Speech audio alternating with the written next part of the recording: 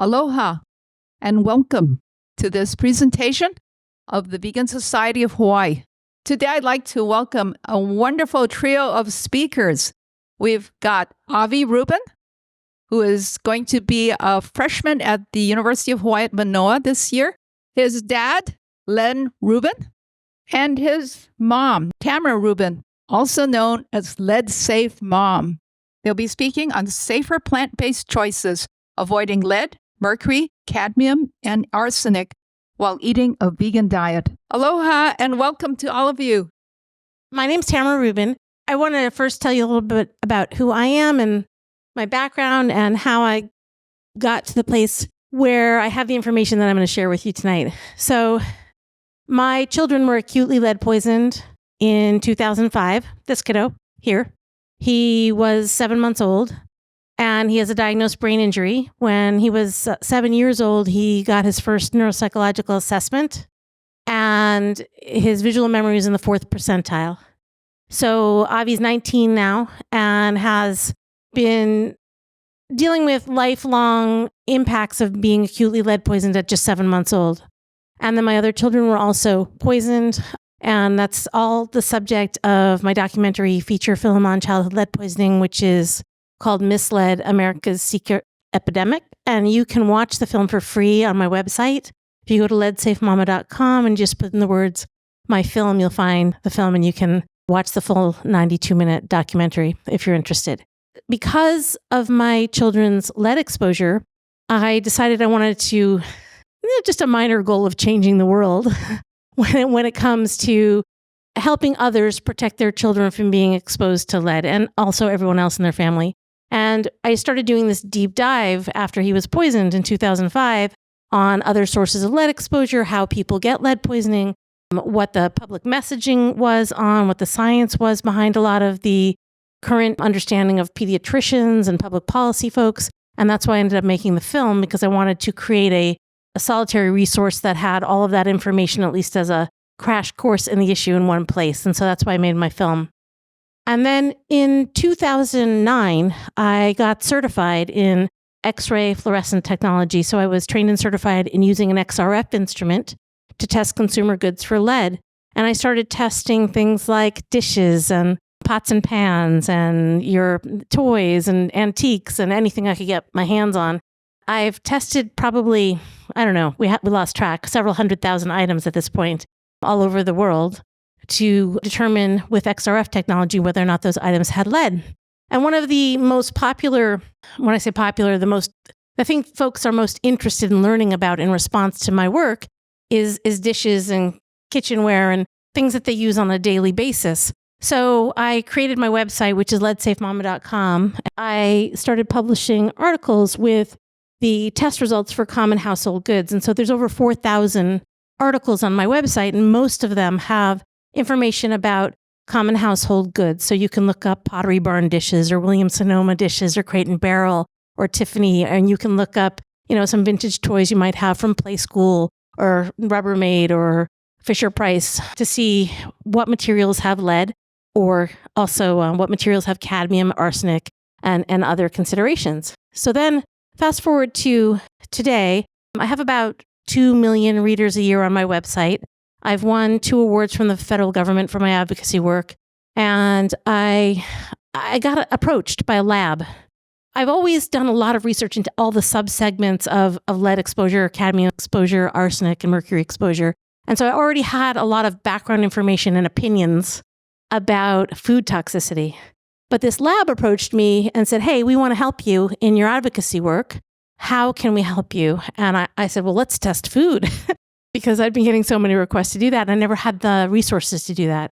So we started by testing food. This is an article I wrote. These are all articles on my website about food. The first article I wrote, well, not the very first, but the article right there with the picture of the sunflowers and the tubers and things, is a case study of what happened to me during the pandemic. So during the pandemic, I started doing consulting with families remotely by Zoom. I used to do just in-person consultations with families. And I started working with quite a few families whose kids were lead poisoned. And we couldn't figure out why they were lead poisoned because these families were living in new construction homes. And the lead paint law was that lead paint in homes was outlawed in 1978. So if a child could reach an area in a home at the time, the paint in that home couldn't be more than 600 parts per million lead. And paint now is below 90 parts per million lead by law, but in most cases, it's even lower than that. It's usually non-detect for lead. So these were children who were living in homes built in 2000, 2015, 2022, all recent cases I worked with, where the child was poisoned and they had no environmental sources of exposure. So we started looking at where the lead in their life was coming from. And I saw across several different case studies that it was coming from their diet. And not only was it coming from their diet, trace persistent low-level exposure, but it was actually fairly significant levels of exposure. These children were testing positive for lead with a blood level in the range of 2, 3, or 4 micrograms of lead per deciliter of blood. Now, the current national average for a toddler, is about 0.5. So these kids were testing positive for quite a lot of lead in their blood. And the current national average of an adult woman of childbearing age, based on a study that was done in 2011, was 0.43. So for these kiddos to test positive for lead at a 2.0 or a 3.0 or a 4.0 was really quite alarming. And then we started realizing it was from their diet. It wasn't one thing. It wasn't one source of food. What it was mothers and families, fathers too, but mostly mothers, with toddlers who were having health concerns, were wanting to make sure their child didn't have health concerns. So they were relying on advice from nutritionists and others who might not have medical degrees, but people who had researched foods and thought, okay, these foods are going to be less reactive or less inflammatory or, better for these different reasons. And they were recommending these diets for these families that were unknowingly very high lead diets. Parents in their 20s and 30s are overwhelmed with too much information, working too hard, trying to pay the bills, trying to make ends meet and keep their kids entertained and educated. And then they had the pandemic thrown at them. So when their doctors and nutritionists started recommending a diet and they said, oh, cassava is great, you should use cassava, the psychological impact of that is that the mom's like, oh, cassava is good. I remember cassava is good, so I'm going to put cassava in everything. So these moms are starting using a monoculture diet unexpectedly, unknowingly, where, for example, this one mom I worked with, the daughter was having cassava pancakes for breakfast, cassava muffins in the afternoon, cassava bread in the evening, and her blood level was in the 3 to 4 range. She was also having maple syrup, which is high in lead, and she was having sweet potatoes, which can be high in lead. And so that's when I got this invitation to do food testing by Simple Lab, which is a company that I've been working with to do laboratory testing of different foods. I said, oh, I want to start by testing cassava because we have a problem there. We have all these families who are getting poisoned by the usage of cassava in their diets. And, it's interesting because it's vegan, but it's also paleo and it's also keto and all these other things. They recommend, a lot of people are recommending these same emphasized foods. What happened is then we started getting into this culture of processed food. So while you could go to the store and buy a cassava root and wash it at home and peel it and maybe wash it again after you peel it to make sure there's no residue, when that cassava tuber is being made into flour, they're not washing it and peeling it to the same level of specificity and cleanliness that you would. And so there's an increased level of contamination because it's being made into a flour on a machine. And then on top of that, it's being concentrated and condensed and processed on other machines until it gets to the flour stage and then is packaged in a plastic bag and sold to you at the grocery store. Natural fruits and vegetables are not going to have these super high levels of toxicants, but these processed foods are. There was a recent study published by Harvard and another study that came out in the news last week talking about how the younger generation has an increased incidence of 17 different cancers compared to my generation and most of your generation. What they then correlated that with was a recent Harvard study that showed that 70% of the food that's on the shelves in most grocery stores is processed packaged food. And then that dovetailed or, correlated with my experience with these families whose kids are being poisoned by lead because they're relying on a monoculture diet with processed packaged food at the heart of that diet. Then we started doing this food testing and it started getting really interesting. The first thing that we did was we decided to test baby foods. These are all vegan, I believe, and these are all very popular. And we have the Happy Baby Puffs, the Serenity Kids Puffs, some grain-free tortilla chips, and some paleo no cheese cheesiness lesser evil puffs. And they all tested positive for lead, mercury, cadmium, or arsenic at levels that are considered unsafe for children.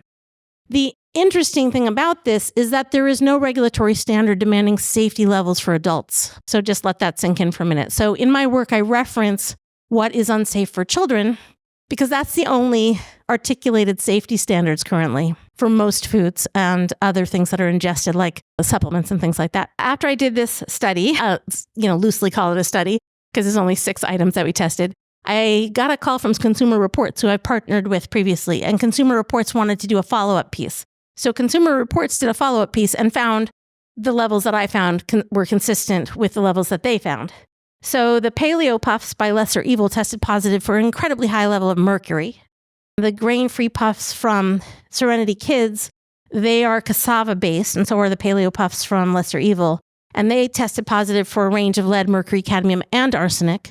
The tomato ones tested positive for all 4, lead, mercury, cadmium, and arsenic. And the Happy Baby are rice-based, and so they tested positive for a very high level of arsenic. And the Siete chips are cassava-based as well, and they tested positive for the highest level of lead that we found was over 140 parts per billion. The context that I'm using for testing is the Baby Food Safety Act of 2021. It was proposed with safety levels for food that were actually protective of children's health, which is a very rare thing. The inorganic arsenic level that was proposed as a limit, an action level is not an allowable level, like we don't want you to have or meet this level. It's a level at which this is a problem and you need to do something about it. The inorganic arsenic level was 10 parts per billion proposed. The cadmium level was 5 parts per billion. The lead level was 5 parts per billion. And the mercury level was 2 parts per billion, as proposed with the Baby Food Safety Act. I'll go back here and show you some of the actual levels we found on these foods. The Paleo Puffs, which people give to their children, the level that's considered hazardous for children is 2 parts per billion mercury, and it has 52 parts per billion mercury. Serenity Kids Puffs, look at that. This was the worst one. The levels that are considered hazardous in the center in the circle, it's 5 parts per billion lead, 2 parts per billion mercury, 5 cadmium, and 10 arsenic. This had 30 lead, 42 parts per billion mercury, 21 cadmium, and 21 arsenic, and it's a baby food. And the reason this hazard level that was proposed in 2021 with the Baby Food Safety Act is important is because all of the other proposed safety levels are based on serving size. And serving size doesn't matter. Serving size doesn't matter. These containers are smaller than a can of tennis balls, and a child will sit and eat the entire container in one sitting, and that's supposed to be 6 servings. So not only are they getting an insane amount of these toxic chemicals, but they're eating a lot more than what Prop 65 limits or other limits might note as an appropriate amount because of the serving size. I mean, if anyone sits down to have a snack, I don't know anyone really ever that eats an actual serving size. So that becomes a problem. Consumer Reports did a follow-up, confirmed these issues, and none of these are illegal because the Baby Food Safety Act of 2021 did not pass into law. The lobbyists for the packaged food industry fought it, and it was quashed. Instead, in January of 2023, a new guidance went into place, and it's also not a law. It's a federal guidance, a guideline that people might want to follow if they feel like it.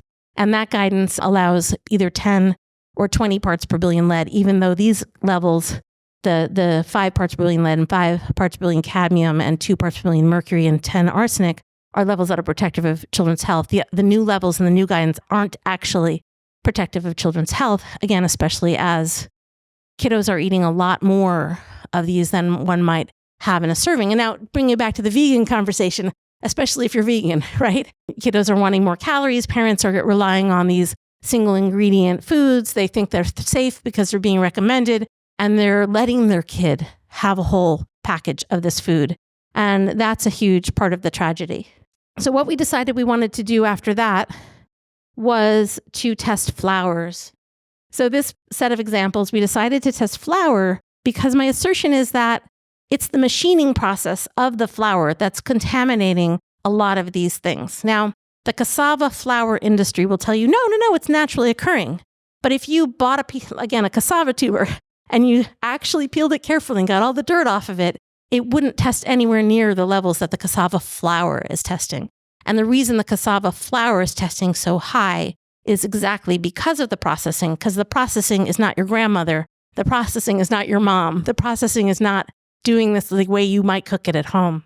And unsuspecting young parents who are trying to help their children by creating a diet that addresses certain health issues aren't aware of this concern. So we tested a bunch of different flour-based products and also flours themselves. The gold medal flour, I thought, that's a good one. Everyone knows gold medal, but apparently no one young today knows gold medal. That tested positive with a level of 32 parts per billion cadmium. Again, the hazard level is 5. Now, it's easy to get depressed about these numbers if you start kind of trying to understand what they mean. But it's also important to remember, and I don't know how your households are, but for our household, having a vegan home means we have this entire wall of grains and beans, and we have a Vitamix, and we make a lot of our own flours. And making flours is easy. It doesn't have to be complicated.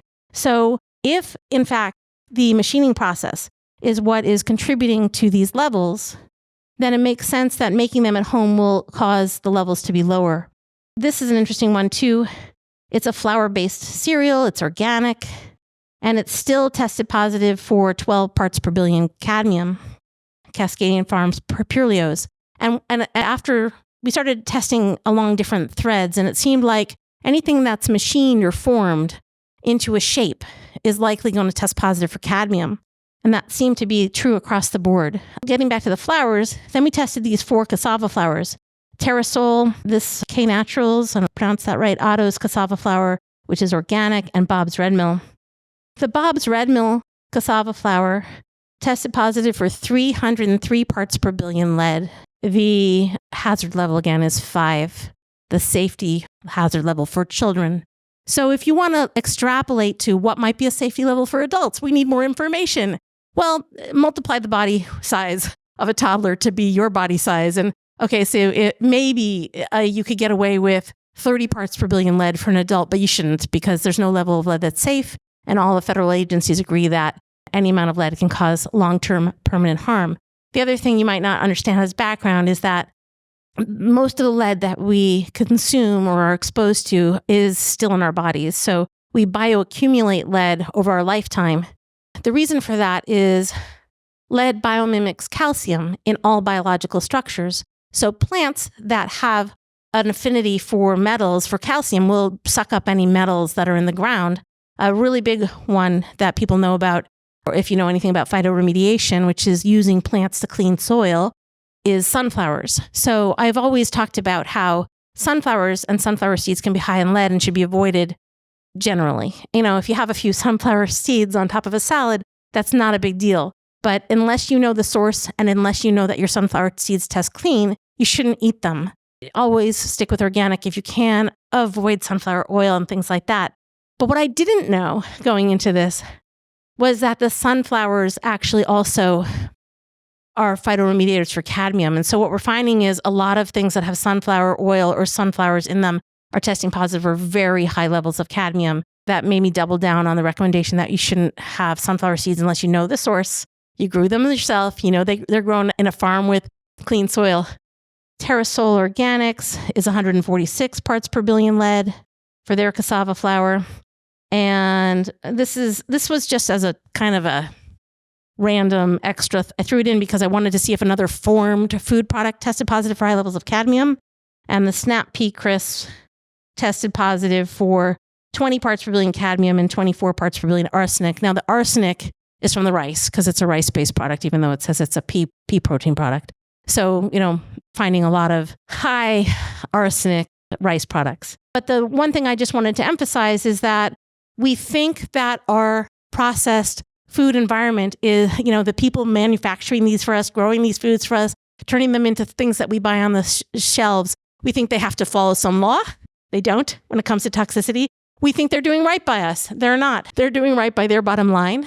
And we have no idea what the toxicant levels are because all of these studies evaluating toxicant exposure from foods are basing these toxicant exposures on serving size, which is a real problem.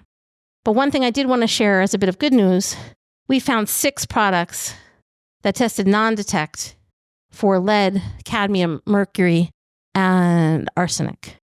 And I think these products are really important to help emphasize how you can have a vegan diet and be safe and limit your exposure. The sea salt, we found this one product called Jacobson's sea salt. And there's a whole article about it on the website. And it's in Oregon. I tested it because we live in Oregon. Not all of their salts are non-detect, but this is a local small batch harvested sea salt that's non-detect for lead. I'd love to test some similar product for Hawaii, so let me know what that is and we'll test it. Then we found an einkorn flour that tested non-detect. And that einkorn flour is Jovial Organics einkorn flour. And it's from Italy. And that tested non-detect for lead, cadmium, mercury, and arsenic, whereas all of the other flours we tested positive. And then we found the most amazing thing, if you're vegan, is the organic gluten-free sprouted rolled oats from 1 Degree. And we're so thankful that those tested non-detect for lead, cadmium, arsenic, and mercury. And they're from Canada. And then we also found the Navitas organic, non-GMO, gluten-free chia seeds from Mexico were non-detect. And my favorite coffee is the Death Wish coffee. I don't know if you know it. It's kind of a really cool product. It was used in the space station, ISS, and it was also non-detect. And then finally, we found this Olipop, which I thought would be positive for lead because it's made with cassava. But because it's a beverage, and I doubt there's very much cassava in it, it did test negative, non-detect for lead. There are products out there. This is a list of all the foods that we've tested and or are testing are at the lab right now. So it went from Simple Lab donating the testing of 6 items to them donating the testing of 8 items. To then we decided to start GoFundMe campaigns where people chip in and help cover the cost of testing things that they use, and they nominate the food products. So our second batch had something like 19 items. And our third batch is up to like 65 items that we have at the lab and are publishing the test results for these. There's an opportunity to help be part of this movement and getting food tested.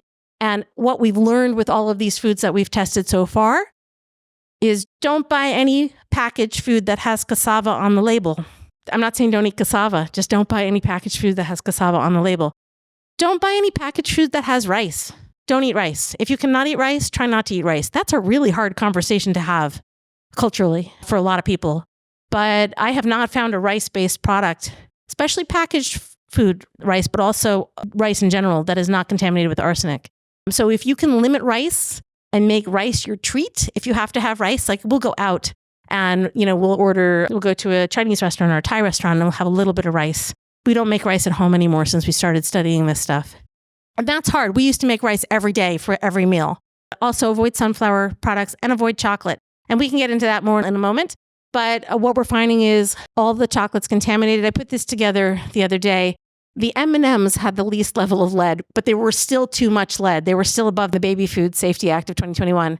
And then these natural Unreal chocolates and the sunflower cereal and the Simple Mills chocolate cookies, most of these things are vegan, have really high levels of lead and also really high levels of cadmium. And the Koala Crisp has a really high level of arsenic because it's a rice-based cereal. Just real quick, this is the closing scene of my documentary film. I have more to say after this, but this is 2 minutes of the closing film, and it's so relevant to your question. The really bad news is that chocolate is one of the food items that has the highest lead levels. The producers say, we grow this stuff and ship it out, and then when it gets to your machinery and your processing plants and stuff, it gets lead. The manufacturers point to the producers and say, You still use leaded gasoline in the countries where chocolate is grown. You put them into the hulls of ships that are heavily lead contaminated, and they all sit there. But in fact, several studies have been done that have shown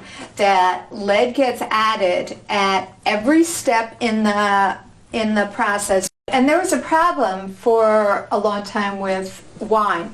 Tractors, etc., use leaded gasoline. Soldered joints and lead line thises and that's, faucets, etc. And so lead was added in the processing of it. The foil wraps, that go over the corks, they were lead.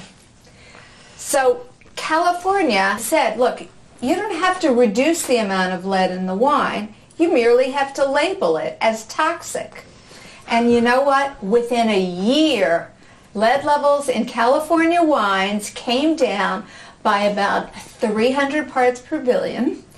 And so they then did not have to label their wines as being toxic. And somehow they figured out how to do it. And so American ingenuity is really good, and they can do the same thing with chocolate. It's great what you're doing. If only enough people will do it, we can have a better world. That's Ronnie Lynn. She was with the EPA. She's a Harvard scientist and professor. And this scene with her was filmed in 2012 in February, which I find ironic because then, all this news in the last 3 years, lead in chocolate, this is a new thing. I'm like, no, it's not a new thing. It's just hitting the news in a new way because of social media and people's investment in cleaner, healthier food and this huge movement of natural healthcare providers to recommend eating dark chocolate at levels that are unsafe. And that's a really big problem. The one saving grace when it comes to carob is that carob, as it grows on a tree, can be plucked and eaten. You don't have to process it with alkaline and grind it and store it and ferment it and all these incredible steps that are part of the supply chain for all of the cocos. If you've grown your own carob or there's someone organically growing carob in this country, it's an alternative that you might consider. So avoid sunflowers, avoid chocolate, avoid rice, and avoid cassava. And that doesn't mean you can't have them ever, but try and limit them so that you will be more healthy and have a longer, healthier life. And then use science to support that inquiry. So get a blood lead test or get a blood heavy metals panel or get a urine heavy metals panel or a hair test. Ask your doctor. And if you're high in arsenic, focus on bringing your arsenic levels down by avoiding rice. If you're high in cadmium, focus on bringing your cadmium level down by avoiding sunflowers and chocolate. And if you're high in lead, focus on bringing your lead level down by avoiding things like chocolate and cassava. So your question is, what about rices that were grown in Japan? I haven't tested rice yet. I've only tested a bunch of products that have rice flour as the basis. So on top of avoiding those 4 things, I recommend avoiding flour products. And if you're going to make a flour product, make it at home and make your own flour. But we will be testing more examples of rice from different countries. We're doing this as a crowdfunded thing with limited resources. It's true that basmati rice in general is lower arsenic, and arboreal rice and some other rices that are not grown the same way. Lundberg Farms, which has a long tradition of being a beloved grower and popularizer of rice in this country, has a great deal of integrity and courage. And as soon as information was available about this arsenic problem, they tested all of their rices and they published the levels on their website, which they continue to do. Since I have my kiddo here, who's the vegan one, the hardcore vegan, I wanted to talk to him and have him talk about how all of this knowledge has kind of upturned his world in how he eats and the choices he makes. Yeah, it's been kind of a very big thing. A lot of products that I grew up eating, and then I was, as she was listening, we're from Oregon. We used to go to Bob's Red Mill. We go to the place. We actually knew Bob. And a lot of these things I think about whether or not to some degree, sometimes it's intentional, but some people, I assume there's just so much of a lack of knowledge about the issues that just ignorance is the reason that some of the products, I assume, have such high levels. But they, still should be testing. Yeah, and that's one thing we're dealing with. Again, I said it early on, I have about 2 million readers on my website, of about 80,000 social media follows on Instagram and 85 on Facebook. And there's a lot of upset and distress over this. And it's hard to balance. And the thing I stand in every day is knowledge is power. We have to make informed choices. If we have these studies from Harvard and Stanford and elsewhere talking about an increase in 17 cancers with young people, we need to take that information seriously. So where are we seeing these carcinogens entering our lives? If it's our food supply, it's something we really need to examine. And we need to make safer choices now, even if it's uncomfortable and confronting. And so I feel like a lot of my memories, we would, go to the store and we would, get fresh food as well, but we would always get snacks, and various packaged food. Whereas now I feel like I kind of just go around the aisles to the fresh foods and just go there first and see if I can get enough that I'm going to have everything I need from there. And as an afterthought, maybe I was like, I look in the packaged food, but then I just like stare down the aisle and it's like, every single, each thing will have a different problem. And it's like, close. But yeah, that's true. Like snacks are bad. The packaged snacks are bad. Snacks you make at home, maybe not so much. What I've tried to emphasize with my readership and with my children, first and foremost with my children, is a snack should be an apple or a bell pepper or carrots or something or some nuts, not sunflower seeds.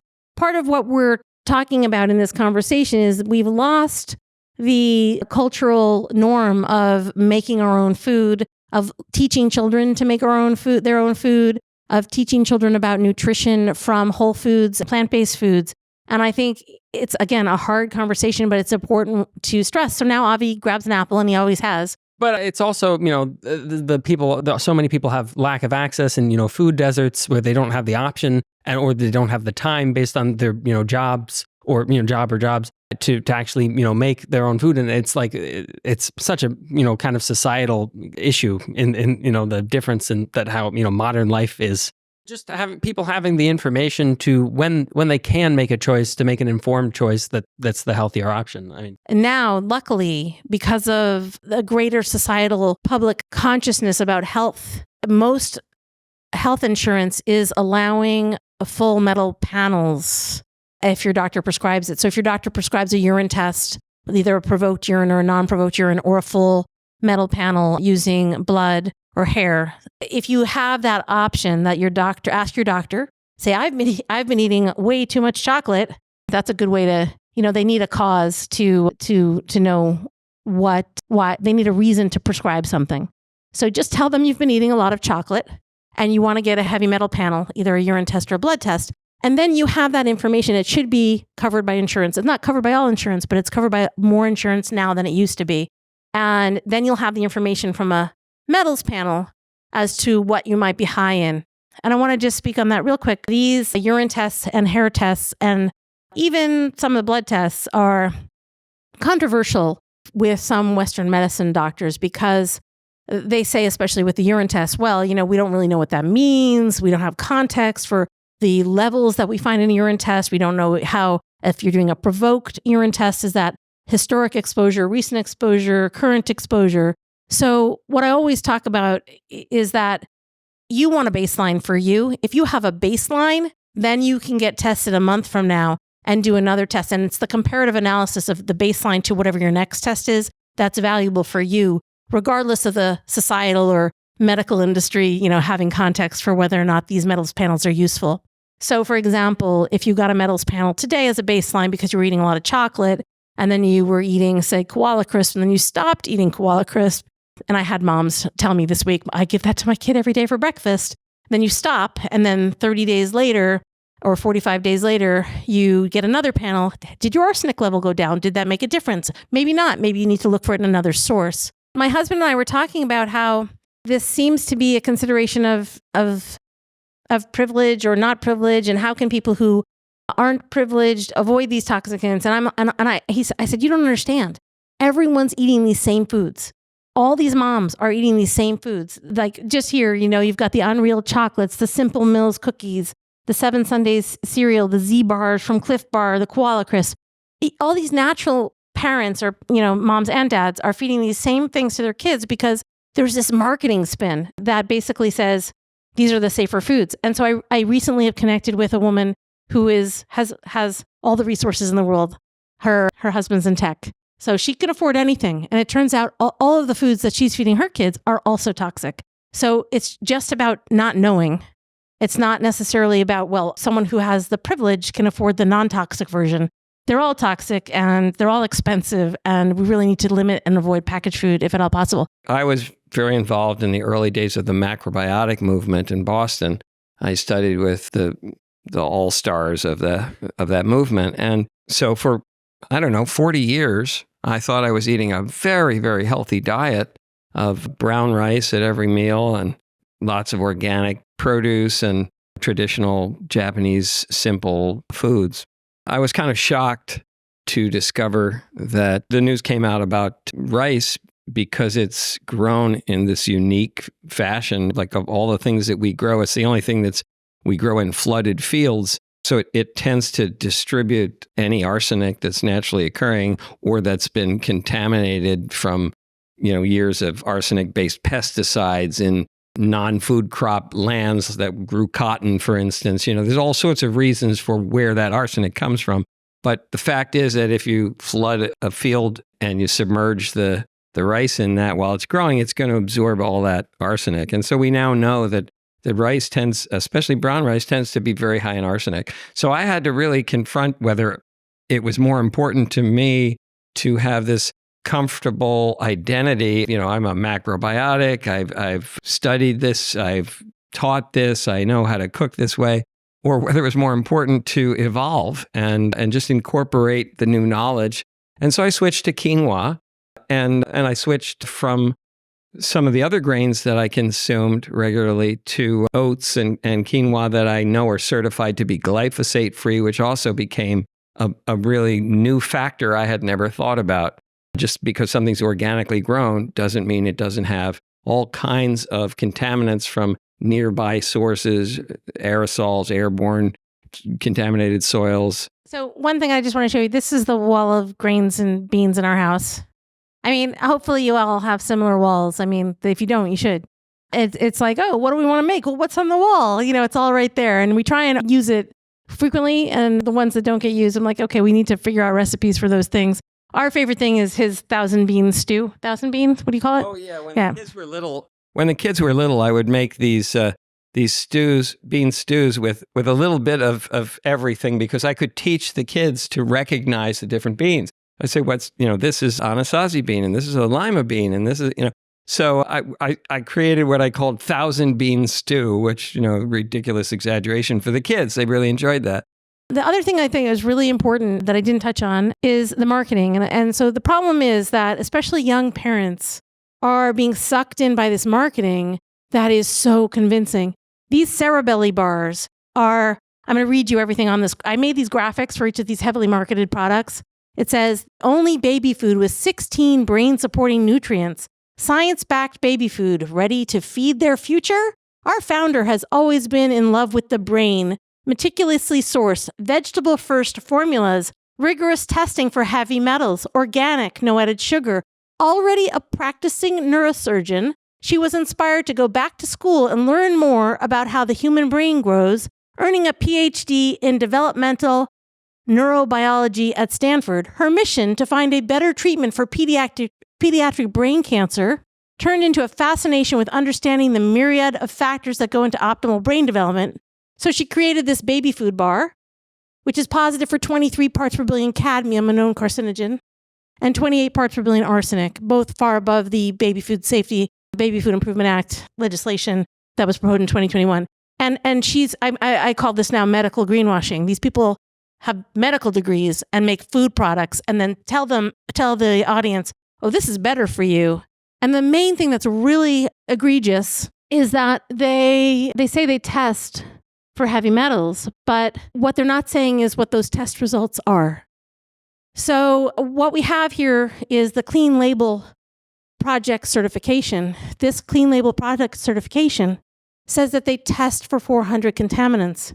Well, those Serenity Kids Puffs, the Cerebelly, a whole bunch of different food products we've tested are Clean Label Project Purity Award-winning certified foods that all test positive for lead, cadmium, arsenic, and mercury. And this certification is essentially a hoax. And also are most of the other certifications about purity. Yeah. A lot of my readers are like, why are you making these graphics with all this greenwashing language? I'm like, well, people have to see that this is all garbage. And so I got a call 3 weeks ago. The city of Los Angeles attorneys are following suit on false advertising and false marketing standards. And actually, the interesting thing, the reason they're doing that primarily, the guy said, well, I saw this graphic. So one of the questions I get about the detox, it's like, that's my biggest pet peeve is all of these people trying to sell me or get me to sell their detox product. And the issue is most detox products, if they purport to molecularly bond to lead to help the body excrete that lead, they also molecularly bond to lead in the environment and are lead contaminated. I have not found a sold packaged product that is in a bottle, concoction, whatever, to be lead free. And most detox products are contaminated with lead by the very nature of what they're saying that they think they do. People say, cilantro and chlorella. Cilantro is more likely to take up heavy metal from the soil. Same with chlorella, more likely to take in heavy metals. But oh my God, I discovered the most amazing heavy metal detox and it's almost free. Garlic. Japan, Korea, Vietnam, and the United States have all done studies clearly demonstrating that garlic is an effective natural detox that is actually as effective or more effective and with fewer side effects as pharmaceutical chelation measures, to the point where now when an acutely lead poisoned child is admitted into a hospital who's aware of this, they will supplement the pharmaceutical detox methods with garlic.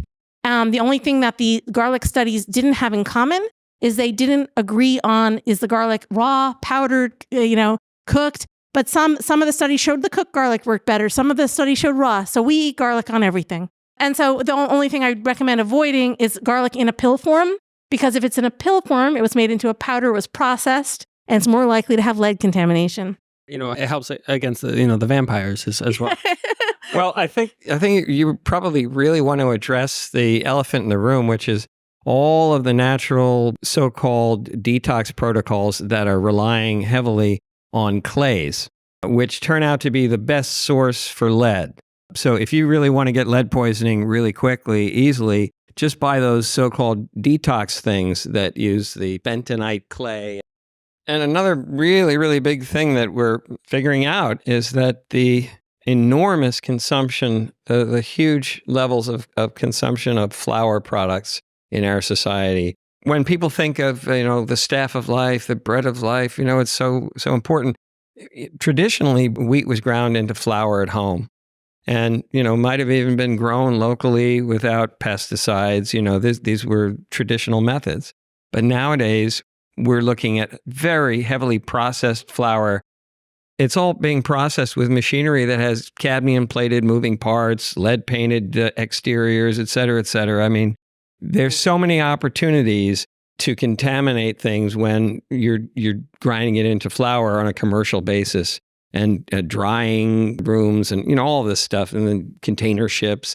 It's if you're going to eat flour products, grind your own flour. And again, if you don't want to live a long life, go for it. Eat whatever you want. I'm not telling you what to eat. I told you guys earlier, I have over 4,000 articles on my website. One of my articles is the myth of white china being non-toxic. Here we go. Myth. Plain white china is usually non-toxic. Homer Laughlin, 75,032 parts per million lead. In ceramic glaze, so 1 part per million is 1,000 parts per billion. So that's 750,000 parts per billion. But we measure toxicity in glazes in parts per million, not parts per billion. The amount of lead that's considered illegal and unsafe in a newly manufactured item intended for use by children, but not dishes, because dishes are not intended for use by children, is anything 90 parts per million and up. So this white china has way more than 90 parts per million. It has 75,000 parts per million, and is, if it were made today and sold as a baby dish, it would be illegal and unsafe for children. Generally, modern plastic is lead-free. It's plastic, though. So I recommend sticking with clear glass and also stainless steel and cast iron for cooking, for dishes, for everything. And people say, but I can't afford to replace all my dishes. I'm like, go to the dollar store and buy some clear glass cups. Do they have dollar store here? I didn't see any yet. Do they? So any really inexpensive, at Target, they have them for $1 or $2 each. At Walmart, at stores like that, you can get really inexpensive, clear glass, modern things. As long as they have no paint or decorative markings, they should be lead-free if they're modern and not sold as lead-free crystal. If you buy something that says lead-free crystal, but lead has been replaced with antimony in a lot of practical applications. Antimony was added to the list of known carcinogens in December of 2021. Lead-free crystal almost always has unsafe levels of antimony. Electrical cords on appliances that used to have lead as a flame retardant now have antimony. Antimony is a flame retardant in mattresses and things like that. So just don't get any lead-free crystal. Just get plain glass, clear glass, and you should be good. And you can do so. The vintage Pyrex has unsafe levels of lead. They should never be used for food. They are incredibly toxic. And the paint on the outside is lead paint, and it wears off into your food items, and it has been known to poison families. There's this huge contingent of Pyrex collectors who don't want you to know about this. If you have any of this stuff, smash it. This is one Pyrex Spring Blossom Green, very popular, 109,000 parts per million lead, 90 is unsafe. When you have these, the selling advantage of these was that they stacked. So you wash them, and then you stack them inside of each other. Then the exterior paint from one wears off onto the interior of another, and you don't wash it again before you use it. And it'll even wear off into your hands when you touch it. And it's enough to poison someone because it's deteriorating lead paint from the 1940s, 50s, and 60s. And what I try and teach people is that these are mass manufactured garbage that your grandmother would not want you to hold on to poison your great grandchildren. You know, they were sold for $1 or you got them free at the bank. They're not worth holding on to. They will poison your family and they're not safe. Corelle is all these patterns. The vintage Corelle, these are all. Corelle confirmed that they have unsafe level. Instant Brands bought Corelle recently. They confirmed that they have lead. The plain white ones are fine. The plain tan ones are fine. See, I'm psychic. Any of the ones without painted decorative markings are fine. But any of the decorated ones pre-2005 can have unsafe levels of lead. Post-2005, the reds and other colors can have unsafe levels of cadmium. Yeah, don't use your grandmother's dishes. Don't use your mother's dishes, depending on how old you are. Don't use that China. The biggest thing I see that's a problem, grandma's going to die, right? And grandma dies, and what do? Well, you got this like setting for 20 people. Like, what are you going to do with it? Well, you give a little bit to each kid as a memory of grandma. And then what does each of those kids do? Those kids then take each of those pieces of memory of grandma and they bring them to college with them and they use them as their everyday dishes. And they're using these 40, 50, 60, 70-year-old dishes every day. And then they're having fertility issues and they're eating their chocolate off of it. So that's just, what do you do with them? Smash them in the trash so nobody else can use them. That is the best thing to do. A big issue is with coffee cups. And there's quite a few anecdotal stories that were compiled by health departments. There's been situations where a family, even just a couple of adults, no kids in the household, what do you do with a coffee cup? You drink your coffee out of it. How often do you drink coffee out of that coffee cup? Every day, right? So you're drinking every day an acidic hot beverage out of potentially high lead thing. Yeah, so this is just one example. It's a made in Mexico antique glazed ceramic mug. 79,000 parts per million lead in the glaze. People are like, oh, well, it's the color, the decorated part underneath. And I know the glaze, that's the lead, is the clear, shiny part on top. The glaze, it's like crystal. It's like melted lead on top to give it that sheen. And that's cracking and crazing. And if someone drank 1 cup of coffee out of that, I would guess that their blood level will become elevated from that, depending on how long they let it sit. But it's not okay to have contaminated beverage.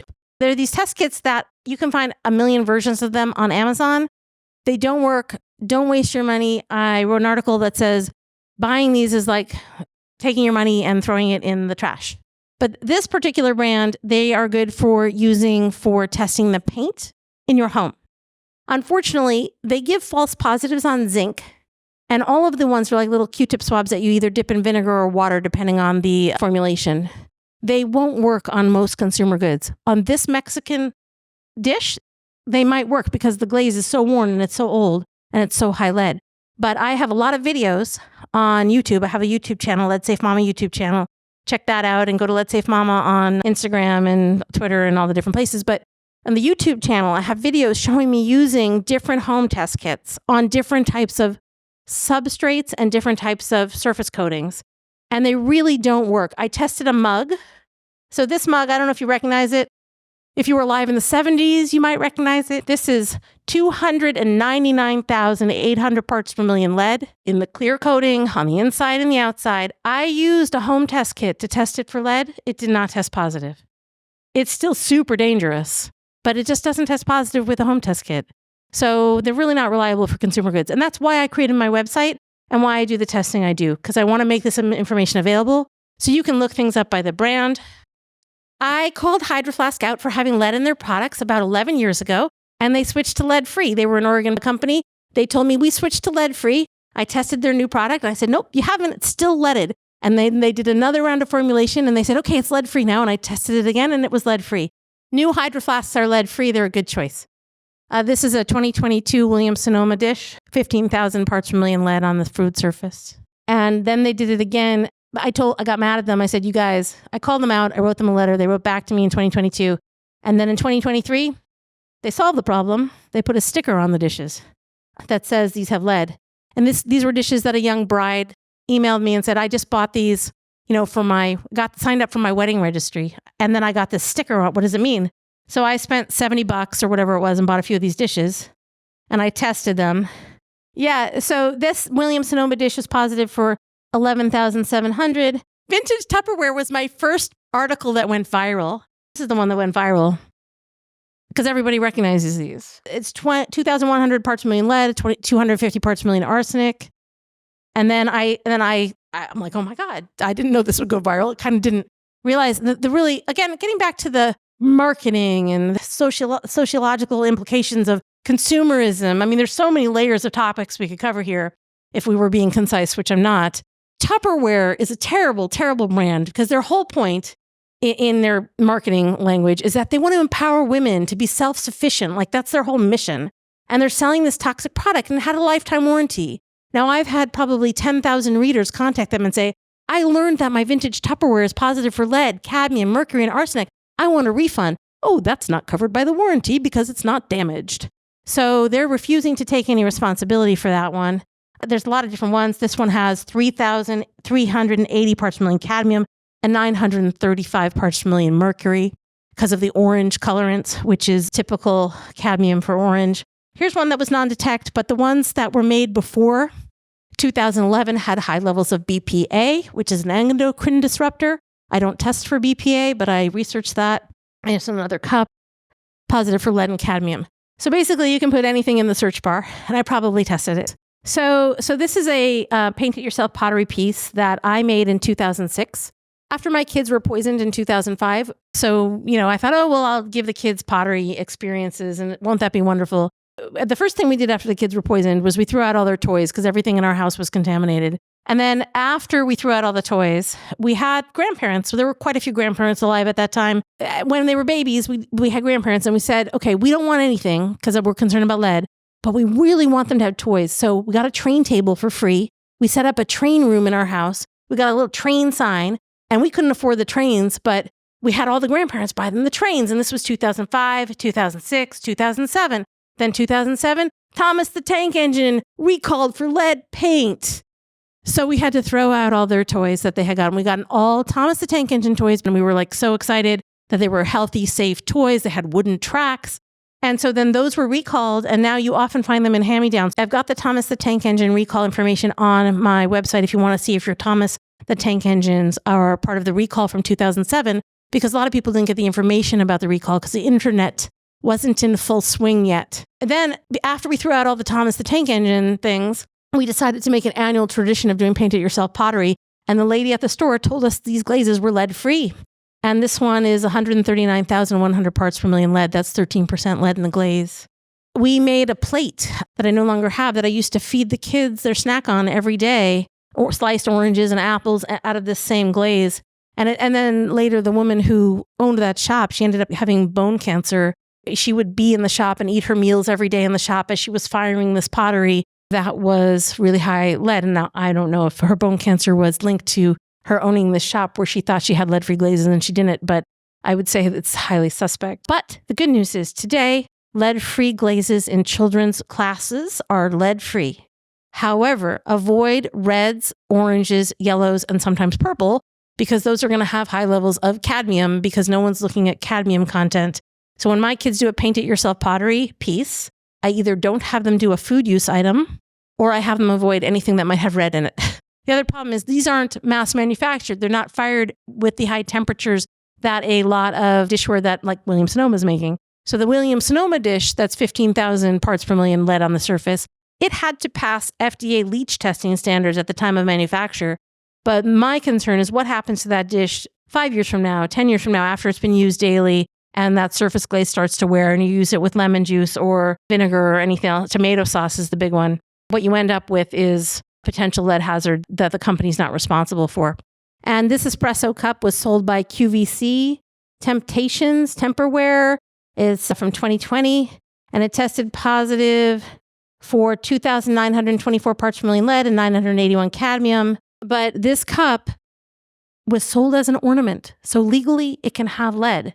And it was specifically not intended for use by children. But in the QVC video for this cup, the lady's like, and I have this embedded on this article, the lady's like, oh, isn't this amazing? Your child can use it for their hot cocoa. So they were selling it as a cup for children. But the language on the paperwork that came with it said it's not intended for use by children. It's an ornament for your tree. So it's okay. Because ornaments aren't intended for use by children. There's an overarching narrative here, a take home, which is that the idea of deregulation, stimulating the producers to create jobs and all this nonsense, which didn't turn out. But what it did do is we have an environment where people imagine that there are agencies protecting them, regulations that are governing the safety of things. You're on your own. So you have to have healthy skepticism because everything now is a bunch of BS when it comes to marketing, cutting costs as much as possible, loopholes saying, well, this isn't intended for children, so it doesn't have to be regulated. Superficial testing, oh, this is leach testing. It's not leaching lead right now, therefore it's lead-free. No, it's not. It's very high lead. It's just not leaching right at the moment of manufacture when you test it. Caveat emptor, buyer beware. Yeah, it's been a long 19 years, but this is what comes out the other side, educating y'all and trying to make the world a better place so that you all can protect yourselves and your families. Night all, and have a safe return home. Mahalo.